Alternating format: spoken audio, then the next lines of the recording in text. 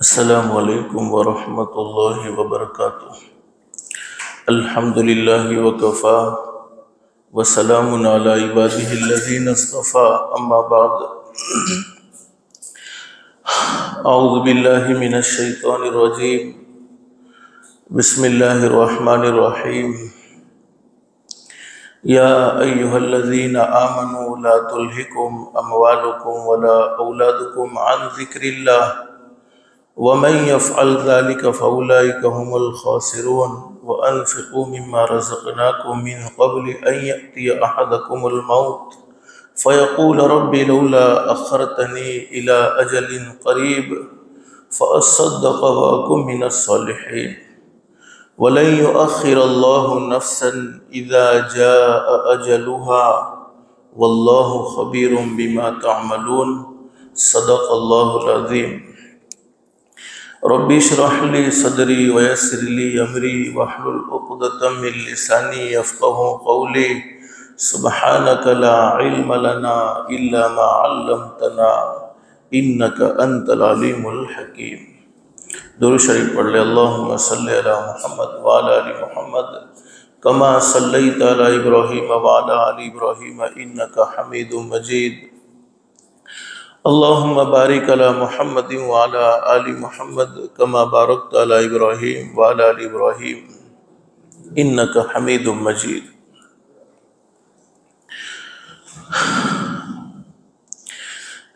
गिरामी कदर उलमाए किराम, बुजुर्गान मोहतरम और मेरे प्यारे दोस्तों,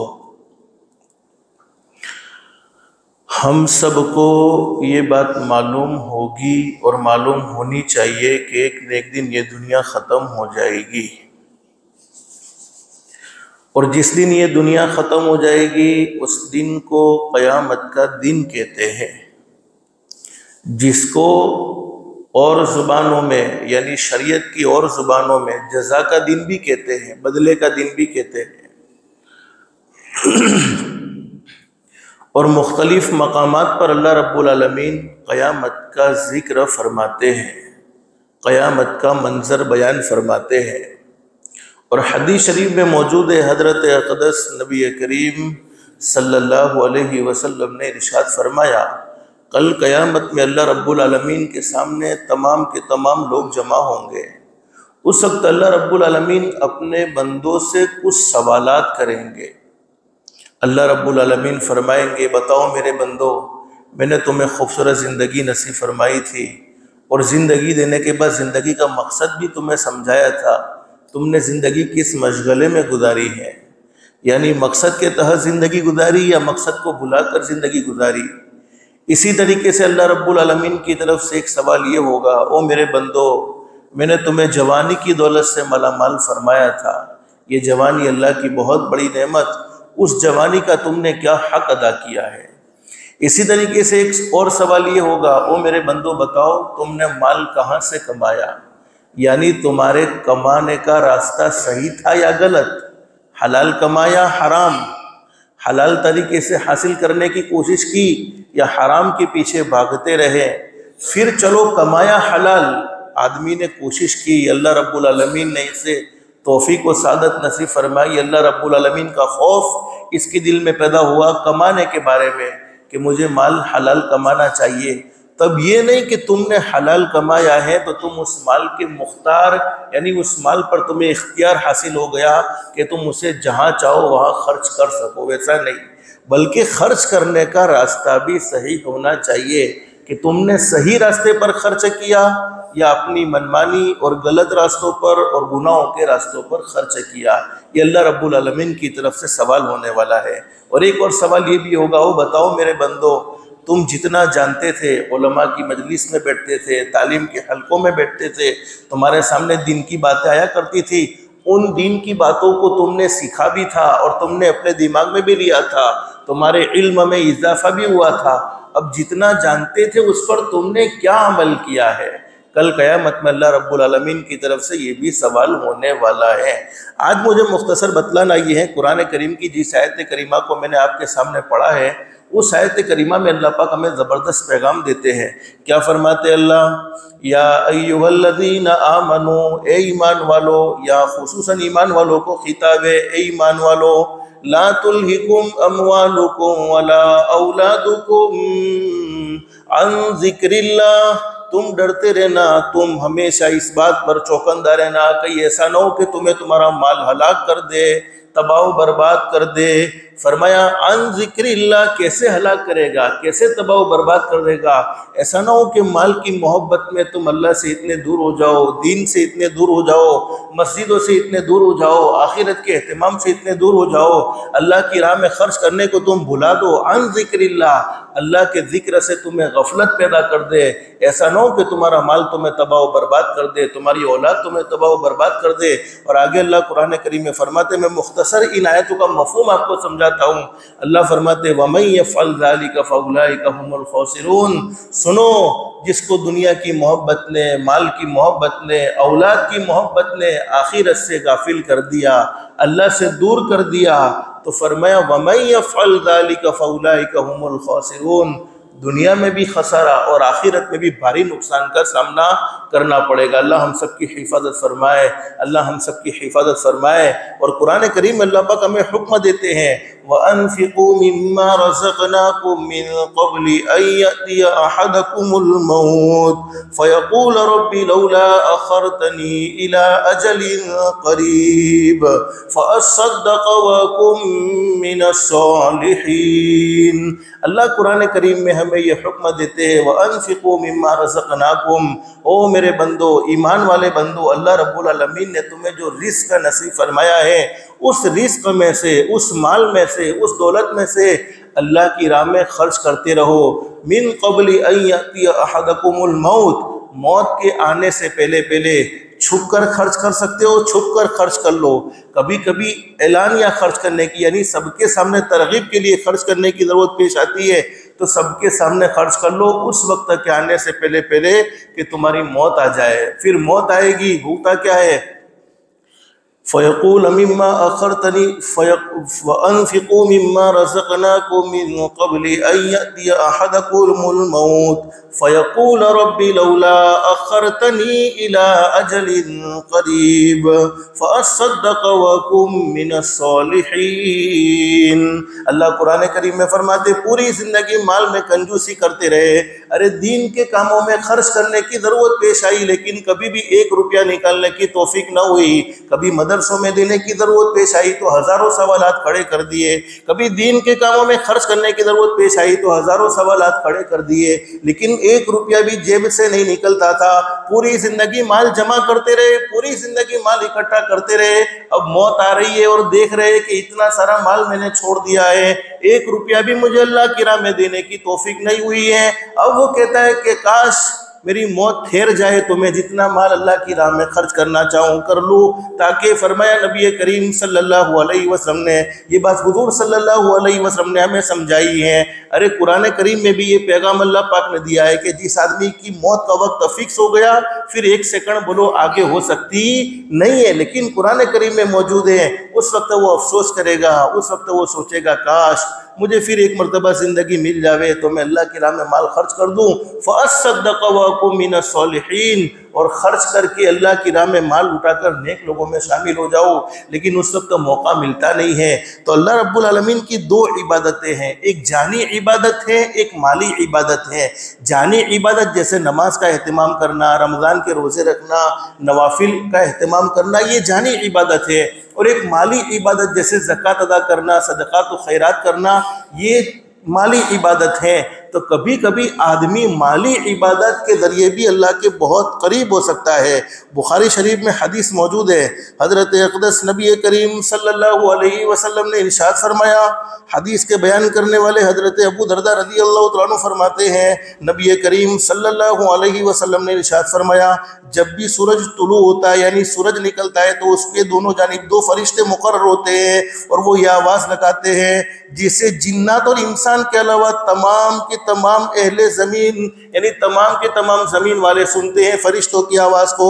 वो क्या आवाज़ लगाते, ए लोगो अपने रब की तरफ आगे बढ़ो। ए लोगो, फरिश्तों की आवाज़ होती है, ओ लोगो अपने रब की तरफ आगे बढ़ो। बेशक थोड़ा माल जो किफ़ायत करे, यानी काफ़ी हो जाए ज़िंदगी के लिए, उस कसीर माल से, उस ज़्यादा माल से बेहतर है जो गफलत पैदा करने वाला हो। और ये फरिश्ते आवाज़ लगाते, ए अल्लाह अपना माल बरमहल, यानी जहाँ जैसी ज़रूरत है, यानी नेक कामों में खर्च करने वाले को तू जल्दी से जल्दी उसका नेमुल बदल, यानी अच्छा बदला अता फरमा दे। और ऐसे मौके पर कंजूसी करने वाला, जब माल खर्च करने की ज़रूरत थी, पता भी था कि यहाँ ज़रूरत है माल खर्च करने की, मेरे माल से अल्लाह रब्बुल आलमीन मोहताज नहीं है, लेकिन सबब के तौर पर मेरा कुछ माल कबूल हो जावे और अल्लाह रब्बुल आलमीन उसका बेहतरीन से बेहतरीन बदला हमें देगा दुनिया में भी और आखिरत में भी। उसके बावजूद आदमी कंजूसी करे, उसके बावजूद आदमी बुखल करे, उसके बावजूद आदमी अपना हाथ पीछे कर ले और खर्च ना करे।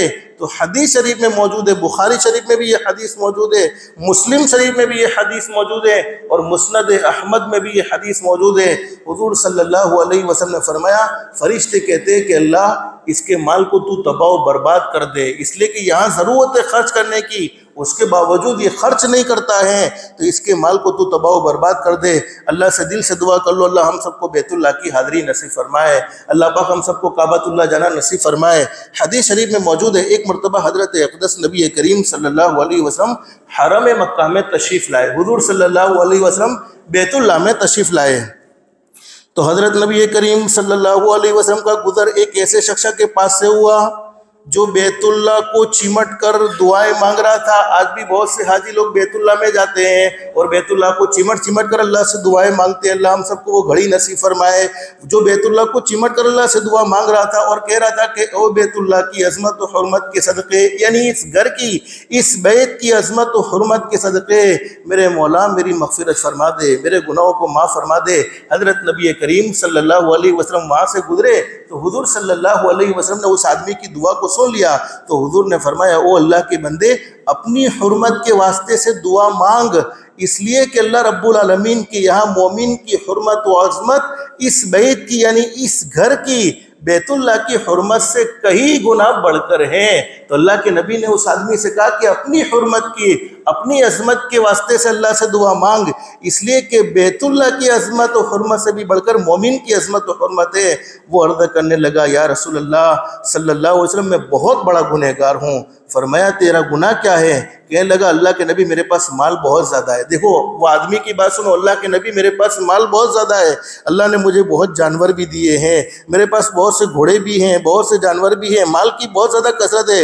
लेकिन जब कोई आदमी उनमें से किसी चीज़ का सवाल करता है, यानी कोई चीज़ मुझसे मांगता है, तो मैं यूँ हो जाता हूँ जैसे मेरे मुंह से आग के शोले निकलते हो, यानी मुझे हद दर्जे का गुस्सा आता है।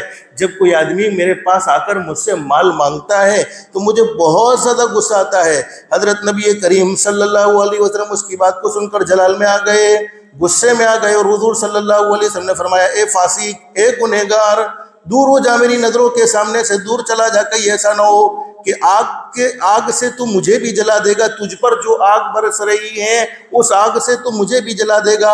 फिर हज़रत नबी करीम सल्लल्लाहु अलैहि वसल्लम से बढ़कर दुनिया में कोई सच्चा इंसान नहीं, उसके बावजूद हज़रत नबी करीम सल्लल्लाहु अलैहि वसल्लम ने कसम खाकर फरमाया, उस ज़ात की कसम जिसके कब्ज़े में मैं मुहम्मदुर रसूलुल्लाह सल्लल्लाहु अलैहि वसल्लम की जान है, अगर तू 1000 बरस तक रोज़े रखेगा, हुजूर का इरशाद आली सुनो, अगर तू 1000 बरस तक रोज़े रखेगा और नमाज़ें पढ़ता रहेगा, फिर इसी कंजूसी की हालत में मर जाएगा, रोज़े रखते हुए 1000 बरस तक, नमाज़ें पढ़ते हुए कंजूसी की हालत में मर जाएगा, तो यकीनन अल्लाह रब्बुल आलमीन तुझे जहन्नम में ऊंधा लटकाएंगे, यानी जहन्नम में तुझे जिल्लत और रुसवाई वाला अज़ाब मिलेगा।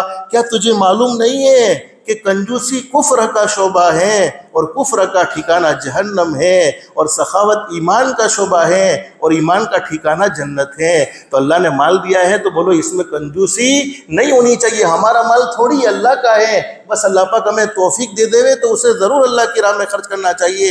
एक हदीस में हज़रत नबी करीम सल्लल्लाहु अलैहि वसल्लम ने इरशाद फरमाया, हुज़ूर सल्लल्लाहु अलैहि वसल्लम ने इरशाद फरमाया, सदका करने से माल कभी कम नहीं होता, अल्लाह की राह में माल खर्च करने से माल कभी कम नहीं होता। और हुज़ूर ने ये बात कसम खाकर इरशाद फरमाई है, बयान फरमाई है कि सदका करने से कभी माल कम नहीं होता। और जो शख्स किसी जुल्म को माफ़ कर देता है, अल्लाह पाक उसकी इज़्ज़त को बढ़ा लेते हैं। और जो शख्स अल्लाह के लिए छोटा बन जाता है अल्लाह पाक उसे मखलूक में बहुत बड़ा आदमी बना देते हैं। और हदीस शरीफ में हज़रत अक़दस नबी करीम सल्लल्लाहु अलैहि वसल्लम ने इरशाद फरमाया, मेरा कोई उम्मती दिन में या रात में अपनी हैसियत के मुताबिक कुछ न कुछ खर्च कर ले।